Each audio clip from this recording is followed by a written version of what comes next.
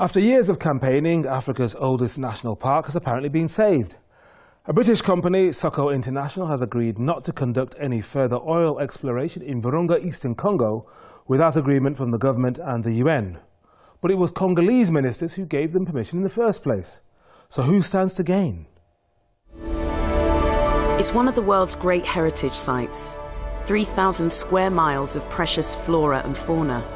Virunga in eastern DR Congo is Africa's oldest national park and home to half the continent's endangered mountain gorillas. But since 2010, the British firm SOCO International has been exploring the region for oil with the permission of the Congolese government. Activists have campaigned against SOCO, saying the company is putting both wildlife and livelihoods at risk. In April, Emmanuel de Merode, Virunga's chief park ranger, was shot in an ambush. Now SOCO, which denied any involvement in the attacks, has agreed not to pursue further oil exploration. But what does the deal really mean for the national park and for the people of DRC who live there?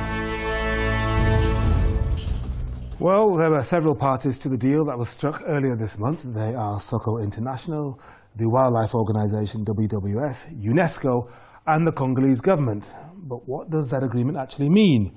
What does DR Congo stand to gain, and what does it stand to lose if no further exploration takes place? With me are Vava Tampa, the Executive Director of Save the Congo, Ben Oguntala, the Chief Executive of DevelopingAfrica.net, and on the line from the DR Congo capital, Kinshasa, is Ida Sawyer, Senior Researcher at Human Rights Watch. Welcome to all of you. I'm just looking at this statement by SOCO International PLC, and I'll run this by you, Vava Tampa. They say, in relation to Virunga National Park, we will complete our existing operational program of work in Virunga, which we anticipate will conclude within approximately 30 days of the date of this statement. The company commits not to undertake or commission any exploratory or other drilling within Virunga National Park unless UNESCO and the DRC government agree that such activities are not incompatible with its World Heritage status. Now, cue cheering and clapping and applause from lobbyists around the world, people responsible for the new film that's just been released here in the UK. But what about you as a man who wants to save the Congo? How high up your priority list is this? Well, I'll tell you what, this is a good news, but although it's not good enough, Virunga is incredibly special to the Congolese people and incredibly sensitive and in terms of being a tourist area and an environmental treasure.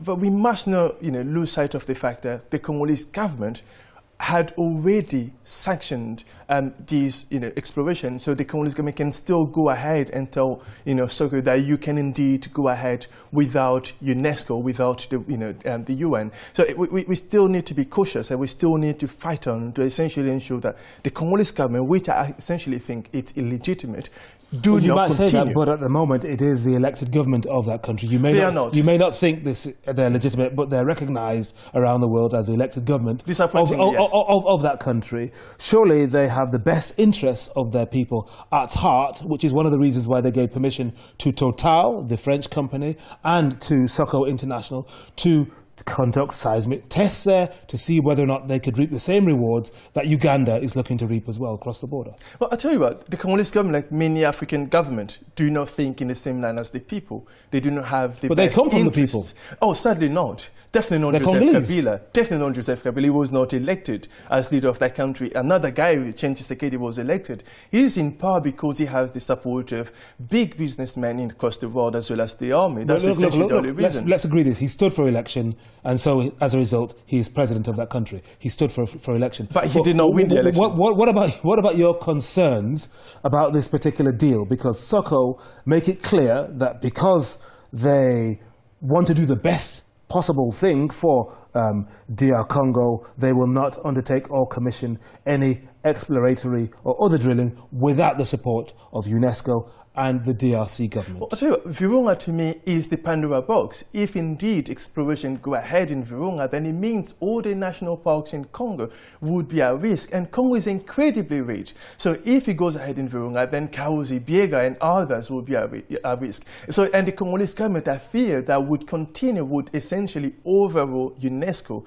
and other international organizations, as well as the Congolese people, in going ahead and granting another, certificate for exploration. All right, well, there are lots of Africans, presumably you as well, who want to see the continent develop. Ben Oguntala is one of those. When you see the agreement that's been reached here and the fact that a major oil and gas company has decided not to explore any further, are you disappointed by that because you see potential lost, or do you think actually it's best to do this properly? Well, partly both. I am both disappointed and I think it should be done rightly. The exploration of African resources for the benefit of Africans is an era that we're just about emerging into. And the idea of stopping exploration for the sake of conservation in Africa puts animals ahead of African people. And African people should come first. Well, animals came before human beings, of course. Precisely. Yes. And we hold these resources, these treasures, in trust for generations yet unborn. Precisely. And I think the two can sit amicably side by side.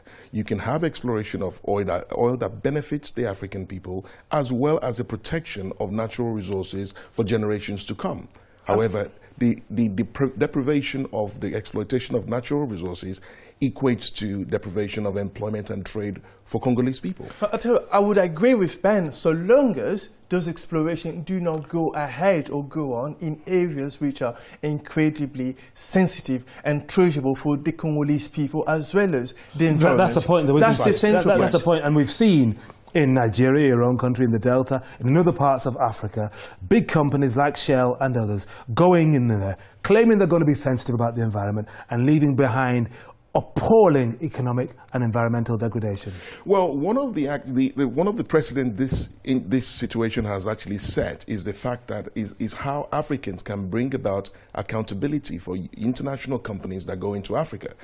As a result of the pressure being put on the SOCO has actually halted that activity because of activities brought on it in the UK. We can use exactly the same thing. So if SOCO does and breaches the agreement in which it is set, we can bring action against SOCO here in the UK. And that's again the power of African diaspora being able to influence what is going on in Africa in terms of exploration of its resources. One of the things that worried a lot of people were the human rights implications of all this, because of course there's been a huge coalition of activists, lobbyists, campaigners fighting SOCO. Some of them are park rangers themselves in Virunga National Park, including the chief ranger, the chief warden, a gentleman from Belgium who ended up being shot. Now, Ida Sawyer, you are a senior researcher at Human Rights Watch. How concerned were you about what was happening to some of those campaigners? So we're extremely concerned by a number of cases of arbitrary arrest and attacks and threats against park rangers and human rights and environmental activists who have criticized oil exploration in the park. In one case late last year, the park's central sector chief was warned that he would be killed if he continued to oppose SOCO's activities. Days later, he was then beaten, arrested, and detained by Congolese military intelligence officers. Then there was the attack on the park director, Emmanuel de Merode, who had been leading an investigation into illegal activities carried out by SOCO International. And then numerous environmental and human rights activists have been threatened or detained. Just after the attack on Emmanuel de Merode, one activist received a message saying, "You think that by writing you're going to prevent us from extracting oil, you are going to die for nothing like de Merode." We've documented numerous cases like this, and it's clear that park rangers and activists have not been able to speak freely, and they should be able to express their views without. Now the big question is whether any link can be drawn between those attacks and the British company. You said SOCO had engaged in illegal activity. Of course, they vehemently deny this. What makes you think there is any link between their activities, what they see as legitimate activities, and the attempts to silence people campaigning on the ground? They say there's none, they have not sanctioned this, but you say, there is a link? Well, in many of the cases we've documented, Congolese government, military, and intelligence officials were implicated in the threats and other attacks. And many of these individuals had allegedly received money from SOCO, and they claimed to be acting on behalf of SOCO's interests. And then we've also documented a number of cases where activists and park rangers alleged that SOCO representatives and security contractors had attempted to bribe them to gain their support or to discourage them from speaking out against oil exploration in the park or to facilitate the company's activities. So we do believe that SOCO has a responsibility to investigate what its representatives and contractors are doing on the ground and ensure that they aren't engaged in bribery, corruption, and that any of their activities aren't linked to these attacks or threats against activists. So while, with the deal between WWF and SOCO, that doesn't address at all ensuring justice for these past abuses and threats. And we think it is crucial that Congolese authorities continue with investigations and make sure that those responsible are brought to justice. We've also called on the British government to investigate SOCO's activities through the UK Bribery Act, and to ensure that if SOCO is responsible for bribery, corruption, or other illegal activities, they are held to account. Well, you want them to be held to account. SOCO stand by their statement. What makes you think it's going to be very, very difficult to hold them to the text of this statement? They say, they confirm that when they undertake environmental impact assessments and human rights due diligence, the processes they adopt will be in full compliance with international norms and standards and best industry practice, especially when it comes to human rights. Is one of the problems that when you get on the ground in Virunga, the area is so vast, the forest is so dense, it's impossible to monitor what's really going on there? Well, I think if an investigation is carried out, I think it would be possible to get more detailed information and evidence on what's happening, and that's why we've called on the British authorities to launch this investigation. The Virunga Park officials have already carried out an investigation into SOCO's activities as well. So there is, we believe it merits further investigation, and that if that investigation is carried out, we'll see what is found. Ida Sawyer, for the moment, thank you very much. Vava Tampa, when you hear the words Virunga as a Congolese person, what does it really mean to you? Because some people see wealth, flora and fauna, others see oil and gas, extractive industries, and others say, well, I'm not really yet interested in this. This is for somebody else. This is for the global north to worry about. We've got to think about infrastructure. We've got to think about schools, hospitals, roads, human beings first, as Ben Oguntala says. I'll tell you what, when the word Virunga is mentioned to me, the first thing that comes in mind is over 50,000 people whose lives and livelihood essentially depends on Virunga, who live and fish and do everything because of Virunga. That's the first thing that comes in mind. And another thing we also need to remember is also the natural wealth in Virunga. We have over 50% of the remaining gorillas in the world in Virunga Park. And in destroying that, we're essentially destroying all of that for the future generation. Well, you say destroying it, but of course the likes of SOCO International say that they would not destroy the natural fauna and flora. They're aware of the sensitivities, and the Congolese government also has a law from 1969 banning them from destroying the natural environment in that way. Aren't there other ways around this, maybe redrawing boundaries? Oh, not at all. I mean, Virunga must be kept. Virunga is one of the most sacred places in Congo, and that must remain as such. I mean, in terms of exploration, it does not have to be in Virunga. That's the first issue, and SOCO, out of all the other companies, should absolutely know this, because Total, a couple of years ago, tried the same thing, and Total was also forced into humiliating, accepting that we would not go ahead in doing this. And the Congolese government, again, this is a government who essentially has no idea of what it is to be Congolese or what it is in Congo that should be protected. And when it comes to development essentially does not mean exploration of oil that is leading to Virunga in itself, it's indeed a way of developing a nation. All right, well, we'll hear from Ben Oguntala about the alternatives, because, of course, there are many Africans who say that the continent is rich and there are ways of extracting those minerals, those resources, without destroying the environment. And lots of you have been getting involved in this discussion on our Facebook page, so let's take a look at a few of your comments. We'll start with Violet Mbanga, who says, although the statement from SOCO appears to be great news for the conservation of Virunga National Park, I would struggle to trust any oil company I'm sure they would say anything right now to take the heat and scrutiny off them. If dirty deals can be done in future with corrupt DRC government officials, I'm sure they will return to oil exploration there. After all, it's only a written statement, not a legally binding agreement. We have this from Tarzan Almighty, who says, it's a hard balance to find when a developing country has the potential to make billions of dollars from exploiting natural resources. Yes, DRC is crying out for development. They desperately need basic infrastructure like roads and electricity. But I still don't think they should risk destroying Virunga in the process. World heritage sites should be protected for everyone on planet Earth. And finally, this from Jude Alain. Like many African countries, the people of DRC have myriad problems to contend with, including conflict, hunger, rape and poverty. Excuse me if I don't weep for gorillas, says Jude emphatically. And if you'd like to get in touch, here are some of the ways you can do so. Keep your thoughts coming in. You can email us or text us. Go to our Facebook fan page. Or you can follow us on Twitter.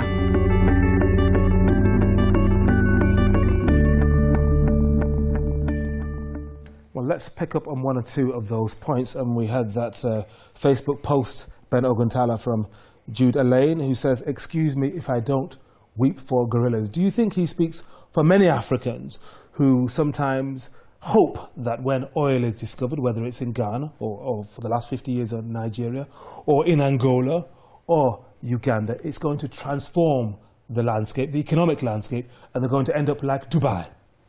Yes, well, I can understand, certainly empathize with that comment. What is irrefutable about Africa and natural resources is whether we are happy with it or we're not happy with it, the deal is going to take place. All of this is just marching time. And it's best for us to be placed at the table when the deal is being done so that we can actually benefit from it. Otherwise, it's going to be done and we are just going to be signed into it anyway.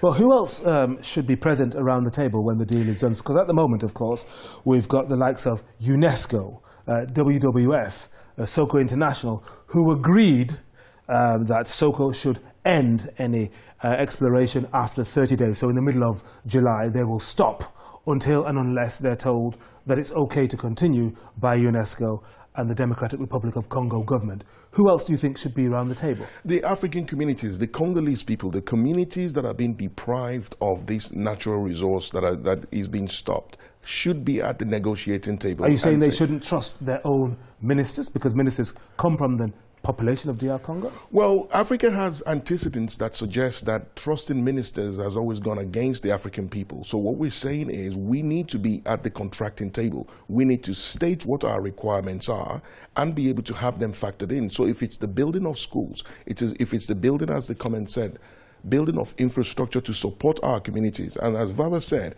there are other means of exploring natural resources in Africa. It doesn't have to be exploring oil. But we need to have the capability to be able to do that. And what we're saying is, if oil is being exploited and revenue from oil is being factored into community initiatives that allow communities to build other resources capabilities, then that is what developing Africa is about. Are you hoping that when this deal expires, the government of DR Congo should grant other companies permission to explore, maybe more sensitively than SOCO apparently was doing so, further possibilities in Virunga? Well, I would say, firstly, they need to get people like Vava on board to be able to govern in terms of accountability of those activities, because it's only when you have the grassroots being represented and looking at and being able to have independent opinion on how they're doing the work that you would have that independent voice in saying, yes, it is going as we planned, or no, it is not going as we planned, and be able to voice an independent opinion against an organization that they feel isn't carrying out resource exploitation in the benefit of the African people. Let's bring that to Ida Sawyer from Human Rights Watch in Kinshasa. What do you make of Ben's suggestion that perhaps one shouldn't throw the baby out with the bathwater, one shouldn't place a moratorium on drilling, on seismic activity by SOCO or other companies, if the voice of the community, so not just government ministers, not even just UNESCO or the WWF, should be at the table to protect the interests of people like the 50,000 whose livelihoods might be damaged if further exploration takes place?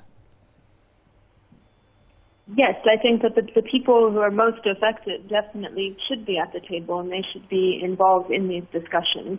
And I also think we really need to look at the tactics that have been used by government authorities and SOCO representatives to push forward with oil exploration. What kind of tactics are you talking about? It's not SOCO in the... What kind of tactics are you talking about? The bribery, the intimidation, the bribery, the intimidation, the attacks, arrests, threats against anyone opposing oil exploration.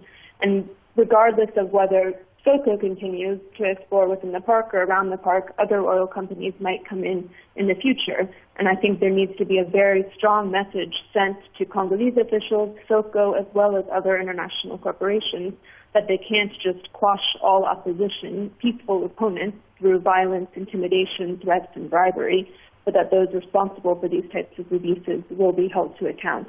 And I think that needs attention, and pressure shouldn't be taken off of the Congolese and British authorities to proceed with these investigations, whether or not SOCO continues its activities. Ida, thank you very much for that. Ben, Ida, very, very concerned there that companies get away almost with murder.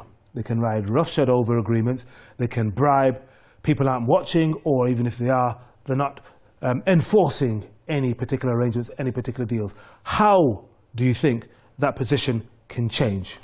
Well, it can change by us voicing an opinion about it and exposing corruption. Corruption exists and is subsisting because it exists in the shadows. The more you shine light on corruption, the more you're able to show that organizations that say one thing in Europe and when they go to Africa do the other thing are exposed for their contradictory terms. The better the ability to actually address corruption in Africa. So it's exposure. Let's expose corruption in Africa. Okay. And Vava, the film Virunga is now out, and of course you support the aims of that film. But what comes next then? What comes next essentially is to force the Congolese government, which indeed are called illegitimate, to essentially not grant another certificate for exploration in Virunga. That is the first. I mean, Virunga is a red line. That it can generate money. If it's pumping out 200,000, 300,000 barrels of oil a day, that's revenue for the exchequer, revenue for DR Congo, potential development. Well, another thing, I mean, let's assume even that was the case. That money would essentially end up in the bank account of the ministers and governors and so forth. But if you're monitoring them closely, it would not. Well, we have tried in many cases, and those money always end up in the bank account of people in power in Switzerland or elsewhere. It does not benefit the local people. I mean, Congo's biggest problem, and this is a reason which I find astonishing that SOCO essentially agreed to enter into some sort of deal with the government. Congo's biggest problem is the Kinshasa government. You have a president who's incredibly illegitimate and amazingly ineffective. All right. And anyone who gets involved and we know with what him your feelings are about Joseph Kabila. Wasting his time. Thank you very much indeed for discussing this with us. And that's it for today. Thanks to all those of you who've sent in comments to us. Don't forget you can email us at the address on the screen, or you can text us, and you can also follow us on Twitter. Many thanks to our guests Vava Tampa, Ben Oguntala and Ida Sawyer. Join us next week for another edition of Africa Today. Till then, it's goodbye. And on behalf of the whole team, thanks again for watching.